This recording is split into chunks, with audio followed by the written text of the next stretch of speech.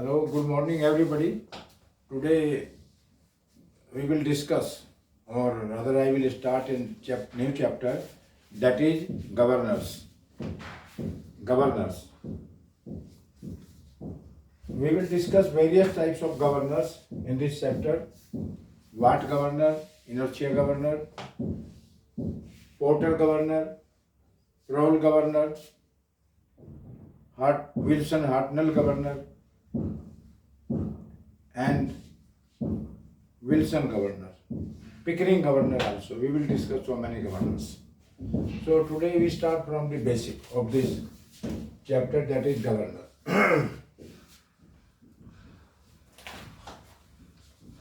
The speed of governor varies, the speed of engine varies in two ways.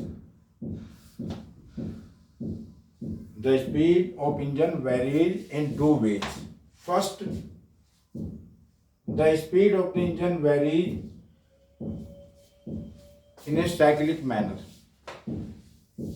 It varies for one cycle only, as we have seen in case of flywheel. The speed of the engine was varying for a particular cycle, and it was varying because of variation in the turning moment. Turning moment was varying, and then the speed of the engine was varying. When the speed of the engine is varying for a cycle, it can be controlled by means of applying a flywheel of certain mass. So the cyclic variation in speed of the engine can be controlled by a flywheel for a particular cycle. The variation in speed for a particular cycle can be controlled by means of or by mounting a flywheel of certain mass to the engine. And that variation was caused because of variation in turning moment in the T theta curve. You have seen that in suction stroke, the turning moment was having certain value. In suction it was having certain value. In compression it was having some other value. In power stroke it was having some other high value. And in that case, for power stroke or working stroke, the turning moment was supposed to be positive. Then there was exhaust stroke, the turning moment was again negative. So I mean to say the turning moment of the engine was varying. Turning moment is nothing but some sort of energy which is related to the speed of the engine. Since the generation of the energy by the engine is varying, so there was variation in the speed of engine because of variation in the turning moment. Those variations in the speed were overcome by applying a flywheel of certain mass. You have gone through that analysis earlier or in the first chapter. Today we will discuss the variation in speed of engine which is caused by the application of certain external mass or load on the engine. When the load on the engine increases or decreases, when the load on the engine increases or decreases, the speed of the engine decreases or increases accordingly. So that shortcoming, because it is a shortcoming, we do not want that the engine should run at varying speed. Rather, engine is supposed to run at uniform speed. We want the output in terms of constant speed. So that output can be obtained, that output which is being the variation in speed which is being caused because of variation in load on the engine is controlled by the application of governor to the engine. Governor is connected to the engine shaft It is like this. This is the engine shaft, and this device is known as governor. This, as you have, I have already sent to you the video of centrifugal governor. I think you must have gone through. The spindle is connected to the engine shaft, or you can say the speed of the engine. The speed of the engine is transmitted or transferred to the spindle. This is the spindle axis. It is provided with a bevel gear. Spindle is provided with a bevel gear at one end, which is connected to another bevel gear and which is connected to the engine shaft. So engine is rotating with certain speed. That speed is converted or is transferred to the spindle through the bevel gear like this. The speed of engine may increase, it may decrease depending upon the application of load on the engine. As perhaps you remember, initially when steam engine was invented by James Watt, the situation was like that. If 500 passengers landed or were traveling from Chandigarh to Ambala, the engine was having certain value of speed. But when the number of passengers increased beyond 500, say it is 800, the speed of the engine used to be go down. Speed of the engine used to be reduced or decreased. But at the same time, when the number of passengers became less than 500, suppose it is 300, the speed of the engine used to increase and the train used to reach Ambala before its scheduled time. That was the problem. Then James Watt invented a mechanism by means of which the speed of the engine was controlled, and that governor was known as Watt governor. So a particular type of governor which was known as Watt governor was invented by James Watt for his steam engine. The governor controlled the supply of the steam to the engine by means of that mechanism, and the uniform speed of the engine was obtained. So whether it was carrying 500 passengers or it was carrying 800 or 300, the speed usually remained to be constant. Speed of the engine usually remained to be constant. That device, the governor, became very useful so far as the constant speed or uniform speed of the engine is concerned. It has wide application to all sorts of engines. Now, how does it work? The governor, as I told you, is provided with a spindle which is in cylindrical form, the other end of which is connected to the engine shaft through a bevel gear. Two balls are connected. These balls are known as fly ball. These are connected to the spindle axis through these two links which are known as arms, and these arms are supported by another arms which are known as links. The other end of the link is connected to the sleeve. The sleeve is free to slide on the spindle axis like this. And it is also assumed that there is no friction between the sleeve and the spindle. The sleeve is free to move up and down. It is free to slide depending upon the speed of the balls. The balls are having certain mass. And certain speeds also, because the spindle is rotating like this, and the arms are arms are pivoted to the spindle at this point O. So the balls are also free to rotate with the speed of the spindle. Then each ball is subjected to a centrifugal force Fc, and the magnitude of Fc, magnitude of the centrifugal force, is given by m omega square r, where m is the mass of each ball, r is the radius of rotation. R is the radius of rotation of the ball. This is the radius of rotation of the ball. This is r. And omega is the angular speed. Omega is the angular speed or angular velocity of the balls or the spindle. The speed of the balls is equal to the speed of the ball. The speed of each ball is equal to the speed of the spindle.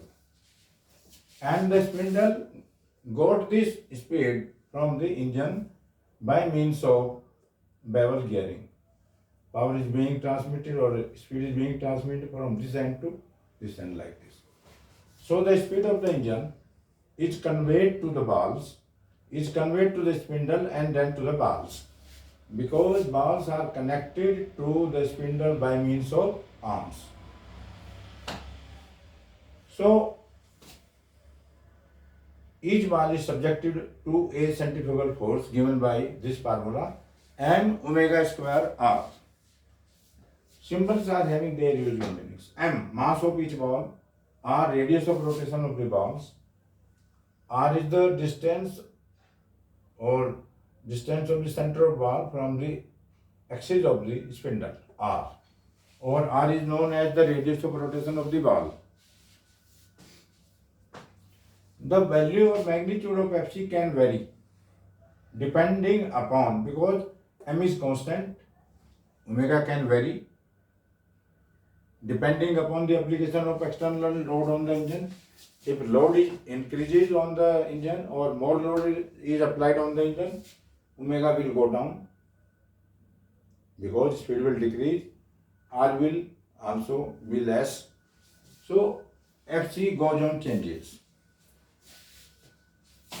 We will see later on that Fc is the centrifugal force which is balanced by the controlling force by an equal and opposite force.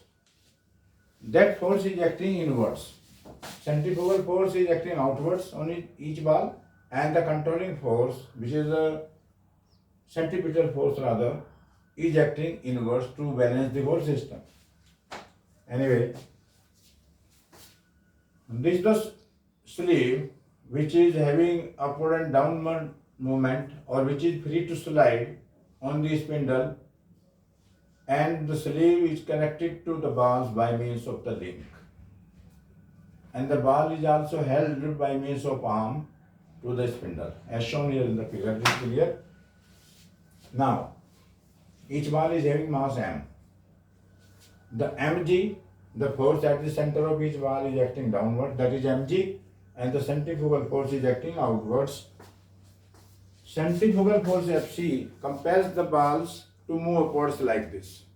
The centrifugal force, when the value of Fc increases, then the sleeve is pulled upwards like this. Initially the arms are like this. When centrifugal force increases, it compels the balls to move, to fly upwards like this. And in that case, the sleeve slides or moves upwards on the spindle axis. When the ball goes outwards, the sleeve is bound to slide on the spindle axis in the upward direction, as shown here. Sleeve is connected to a lever. Sleeve is connected to a lever, which is known as bell crank lever. This is sleeve which is connected to a lever which is known as bell crank lever.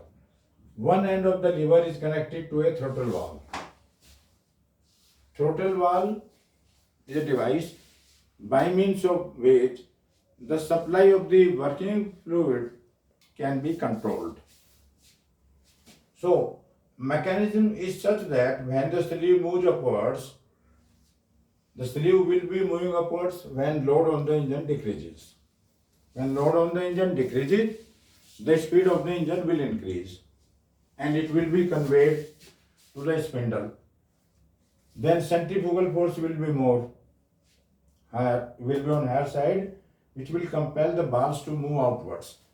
And in that case, when the sleeve moves upwards, this message is conveyed to the throttle valve by means of bell crank lever. When sleeve moves upwards, the throttle valve becomes almost horizontal and it closes the supply of the working fluid to the engine. I think it is clear.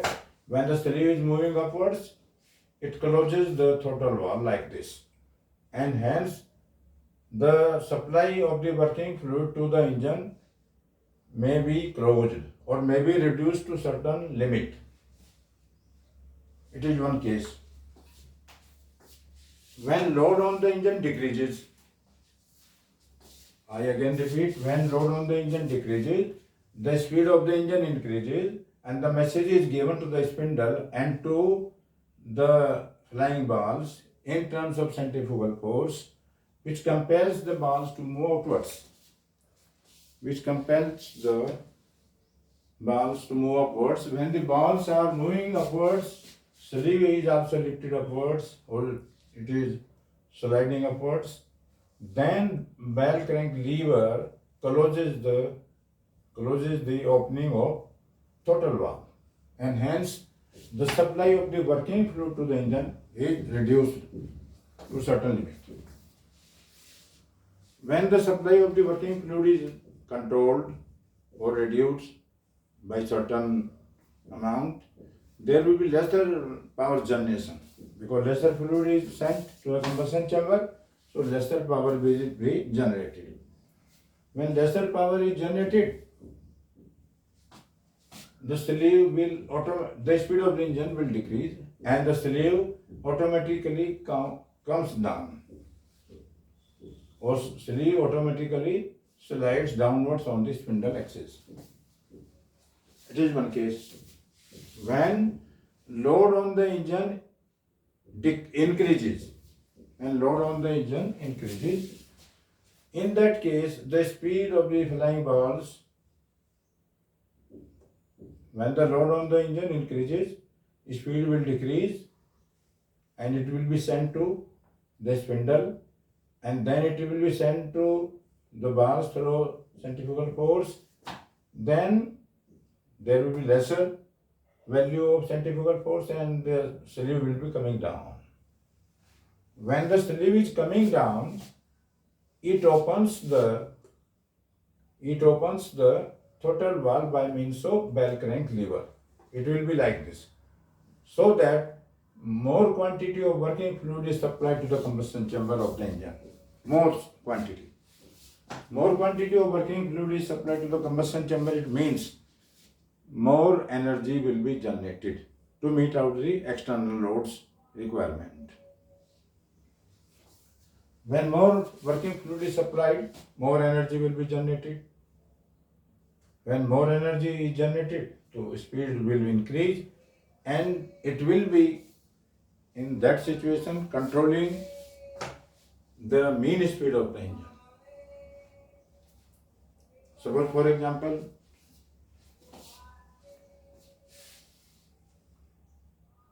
you are walking or racing with certain load on your head, say 20 kg, and you are running with 10 km per hour by putting 10 kg weight on your head. If that load is increased to 20 kg, you are bound to have lesser speed to run. Then you cannot run at the same speed. So, to give you certain power, some juice or some other drink is given to you so that you get energy to maintain your speed. The same thing is happening with the governor also. To meet out the requirement of external load, certain amount of more energy through the working fluid is given to the engine. It also works like that. So this is about the working principle of centrifugal governor.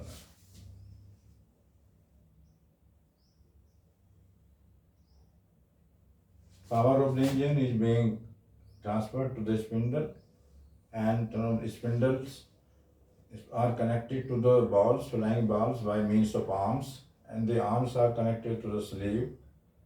Then the message is given to the throttle valve by means of bell crank lever in terms of opening and closing the valve.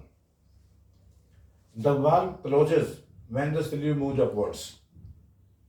It means when the load on the engine decreases, speed will increase, and in that case, the valve should close to control the fuel supply. Thus, in this way, the governor works as economizer also. It controls or regulates the supply of the working fluid to the engine as per the load requirement. The speed in that case, in the case of governors, is regulated by controlling the supply of the fuel to the combustion chamber. And the governor works intermittently. Governor works intermittently means it does not work continuously. Sometimes load increases, then it works. Sometimes load decreases, then it works. Otherwise, in normal situation, the governor does not work.